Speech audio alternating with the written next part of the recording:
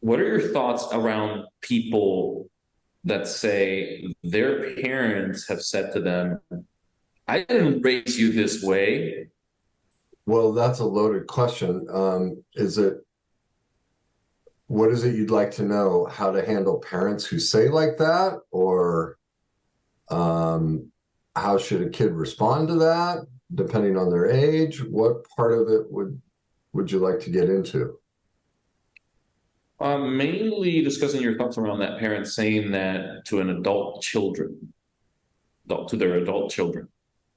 Uh, well, I would say, first of all, I feel sad that your parents are so detached from reality and unable to take responsibility for the impact they had on your behavior. The single greatest influence on our life is our parents, whoever raised us. And so while it may be true, let's say you ended up, I don't know, breaking a law and going to jail. It's probably true they did not raise you to break the law and go to jail. But remember, we were talking earlier about metaphor, descriptor. So parents break the law all the time in their parenting.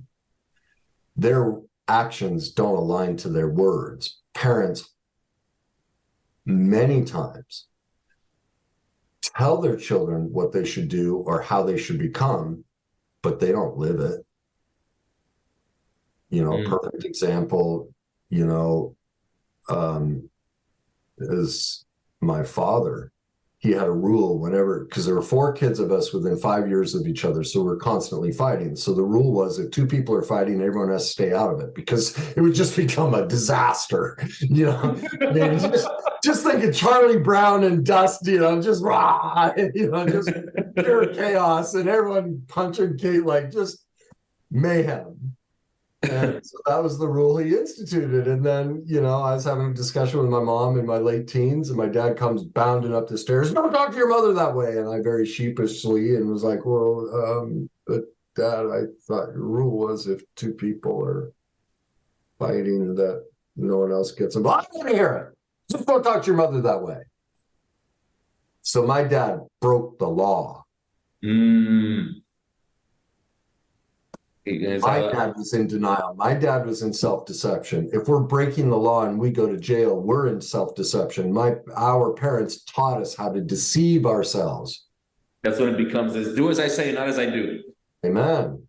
And every parent, even if they were surrounded by 1,000 of the best teachers on parenting, every one of those 1,000 great teachers would give poor advice because they're human at some point, and the parent would make a mistake. We are going to leave trauma in our children. It's unavoidable.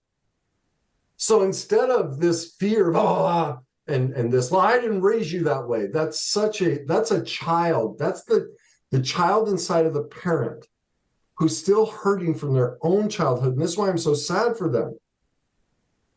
Because they were never allowed to have their voice. They were never allowed to admit that they were hurt by their parents. They were never allowed to conquer their own worst cycle of trauma, fear, shame, and denial and heal any of that. So now they have to be perfect. And now I'm in the position of power, just like their parents were.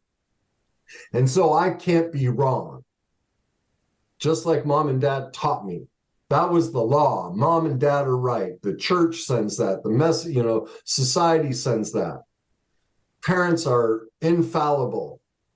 And people will hear me as though I'm blaming parents. I'm not blaming parents.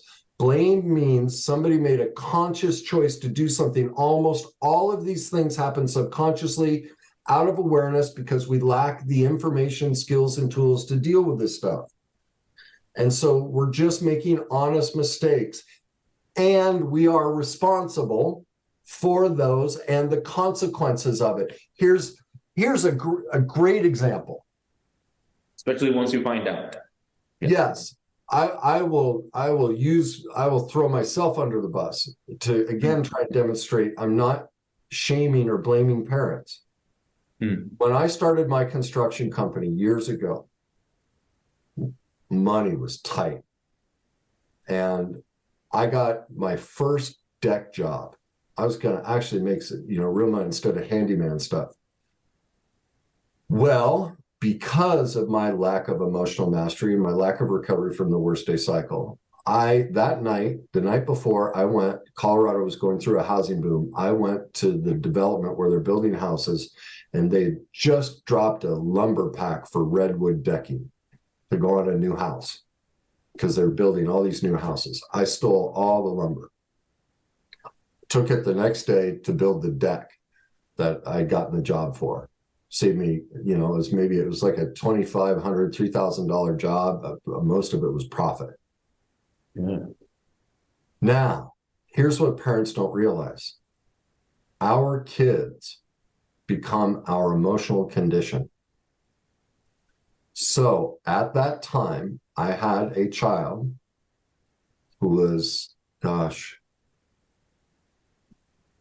less than a year old, somewhere between 6 and 18 months. Here's a father filled with fear, filled with shame, filled with insecurity and low self-esteem, obviously didn't believe that he could start a construction company doing it above law, following the law, had to break the law to get the construction company going so I could eventually support my family. Well, that child ended up having problems with stealing. That's a direct reflection on her father. Interesting. I didn't raise you this way. Not directly. I didn't raise my child that. And I remember I used to go to Home Depot, and if I needed little screws or things, I'd steal those too. Small little things that could fit in my pocket. I'd steal those too. So I had a stealing problem. So did this child. I broke the law. That's on me. And so did I ever send the message or teach my child? Well, most would say no. But remember, denial and self-deception works not just directly, but indirectly. And our children become our emotional condition. So that's on me. Now, I'm not responsible for my child making that choice. And I am responsible for the part I played. It's both. We joined in that breaking of the law together. And so my job isn't to be perfect. It isn't to not make mistakes. But when I was pursuing the authentic self cycle and emotional mastery and all of these truths came to light, I made amends to that child. And I let them know, look, while I won't take ownership of your choices because you're now an adult, I will take my part. And here's what was going on. And so I confessed to my perfect imperfections to let my child know this was a lack of parental leadership on my part. And had the world taught the things I teach, or had any of this been part of society, and my parents taught me and all the different things, I can't promise I would have made a different decision. And that's why I never used should or could. Should or could are shame statements. They're a lack of personal forgiveness for the fact that we are perfectly imperfect, human, and limited. And so instead, I always use would. And so as I said to my child, I would like to think I wouldn't have made this decision. I know this much. I would have liked to have never done that, because I do recognize that your situation, I played a big part in. And so the amends I've been making to you is I have been spending decades working on my worst day cycle of trauma, fear, shame, and denial. And I don't steal anymore.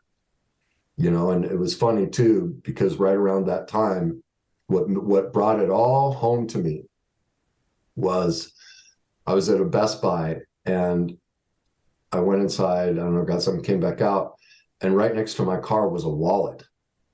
And it was filled with cash, filled, several $100s. And it never crossed my mind. I just picked it up. I saw the license. I went right back in. I just said, hey, I found this in the parking lot. I don't know if they're here or not. Would you mind calling out and seeing? And sure enough, the guy was in there. He got his wallet back. And it was in walking back to my car that it all hit me. Oh my gosh. I'm not a stealer anymore. You And so, today. I've done my part as a parent. I was perfectly imperfect. I lived in the authentic self cycle. Truth. I'm a stealer. Take responsibility by putting a plan in place to do the healing, forgive myself, forgive society and everything else, and then sit in front of my daughter, confess who I am, but put a plan in place to deal with it. Even doesn't matter how old your child is. If you're 70 and your child's 40, you're still parenting. You can still leave a mark on your child. It never ends. And so that's why I'm so diligent about doing all of this stuff is I'm still parenting my kids, even though they're gone. It never ends. It's my response. I believe this is my truth, at least. I believe it's a parent's job to spend their life healing themselves so they can model the change and then watch your children live the change. That's parenting, not telling them, I didn't raise you this way, but going, wow, what part did I play in these choices? I need to take ownership of that. I can't own all of it because they'll do some of it. You're an adult, they'll do some of it. But I need to investigate what part is mine. I need to work on that because that's my only chance at helping them break the pattern that they're in. And that's why I say model the change and watch your children live the change. So that personally to me is how I'd handle it. Now, if I were the child in that situation,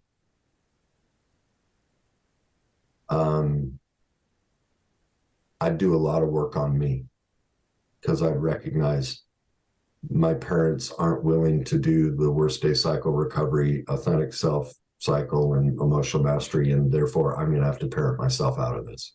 And so I would get into truth, take responsibility, heal, and forgive.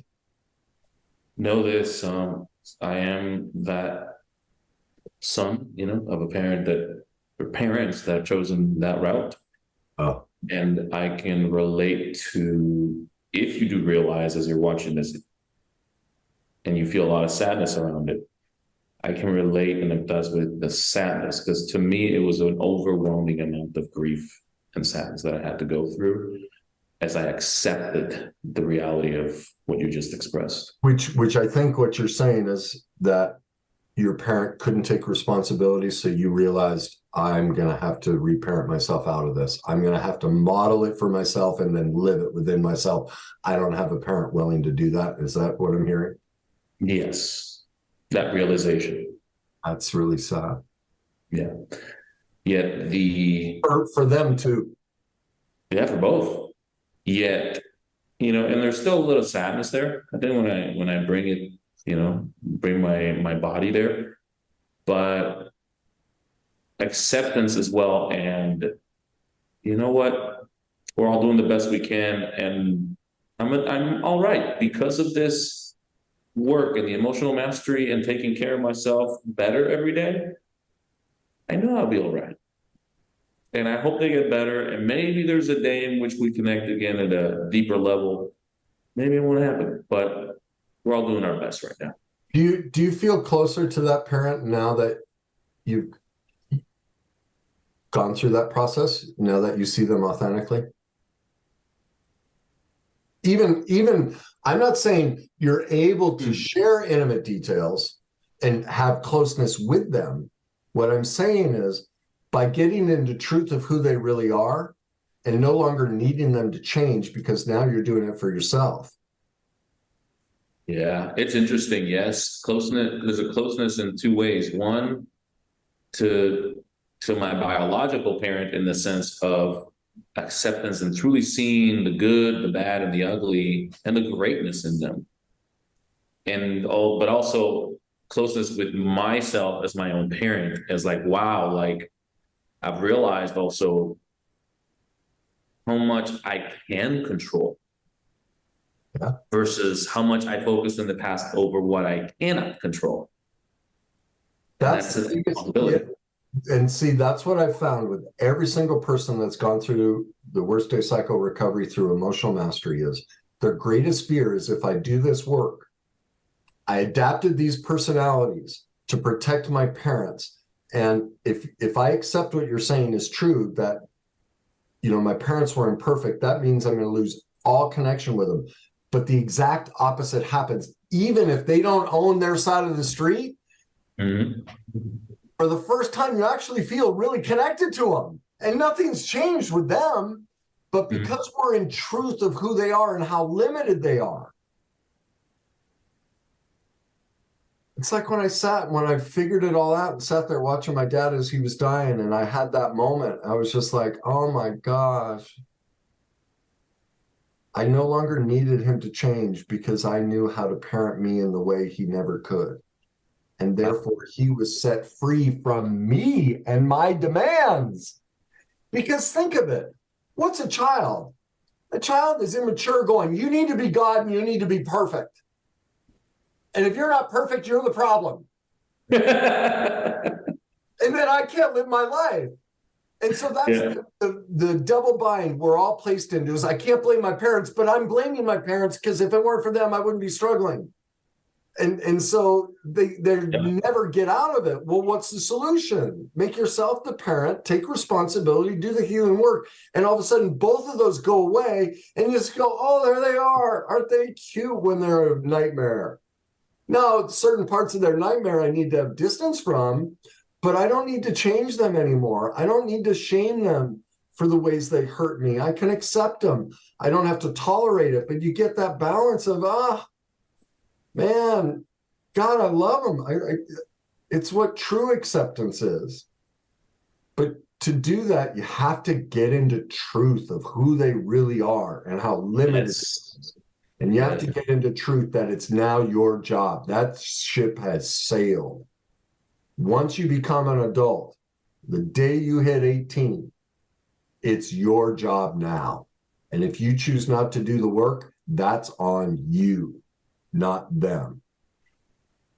Whether you protect them or blame them. Protect them meaning saying, oh, they're perfect and this isn't, they didn't know, none of that's true. Or either road. Every single one of us, in my view, once we turn 18, needs to start the recovery journey and reparenting ourselves. Oh, man. You know what's interesting? When you said that, I felt like this piercing pain on my stomach when you say that's on you. And it's interesting because I think there have been plenty of decades in my life where I really wanted to blame so much.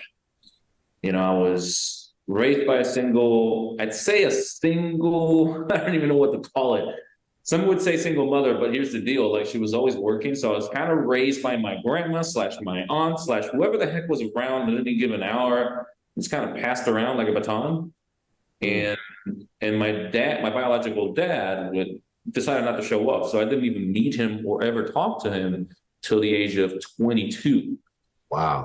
And yeah, he never gave my mother a cent or contributed to my education. Nothing. No food, no clothing. And as a matter of fact, at one point, after my 30s, I said, look, I actually do want you to give me something. And if not for me, for my mom, like I actually asked him for $100,000, he blocked me. And I was like, you know what? I understand why that happened, but I'm also really glad I asked, because I never asked.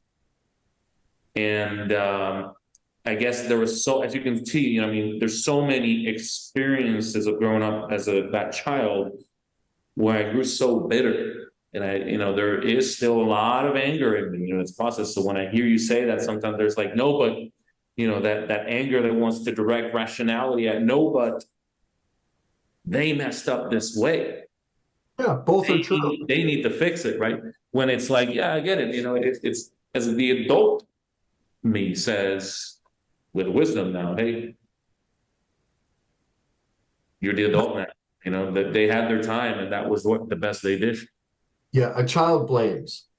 Whether we're blaming a parent, whether we're blaming the narcissistic ex, a coworker, a boss, we know when we are disconnected from maturity and moderation and our authentic self when we're blaming somebody else.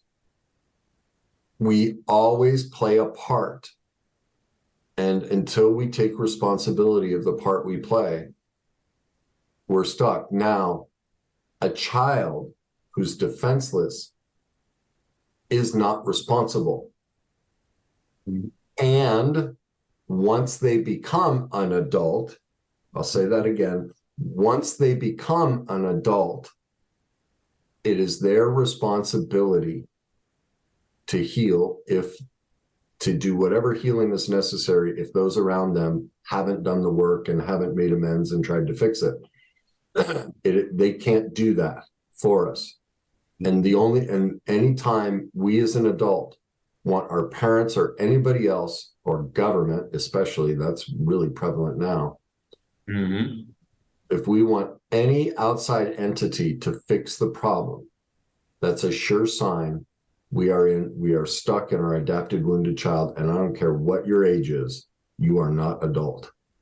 You are still, and that's a valiant acting like one, exactly.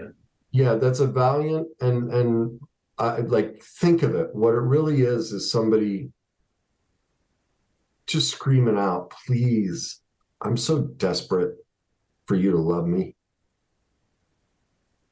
Even in most of the time, they'll say, no, my childhood was perfect. They're just so, no, this is about the narcissist, not my parents. And I'm like, you don't end up with a narcissist unless there was a lot of trauma in your childhood. Yep. And, so people want to segregate it and keep that cloak of perfectionism around their parents. And they don't realize they're not loving their parents when they do that. They're not honoring them. They're not honoring themselves. They're going to repeat this. Like, it never works. And so again, the feeling, you'll know you're in self-deception if, when I say that's on you, you feel that and you don't address it, that shame comes up of, oh, I've got to confront this. And, oh, my parent, all that shame is your parents' pain. It's not yours. Mm-hmm. And that's a sure sign there's some work there that you could choose if you want to do or not. Okay. And if you choose not to, now that you're an adult, you are responsible for that consequence, not them, because you're an adult now. You have agency. And that's the thing. People really get their back up around having to take responsibility. And my whole platform is about personal responsibility. And that's a sticking point for a lot of people. We really, and our culture really celebrates the victim identity to the peril of us all. So at any rate, that would be my explanation of a parent saying, I didn't raise you this way.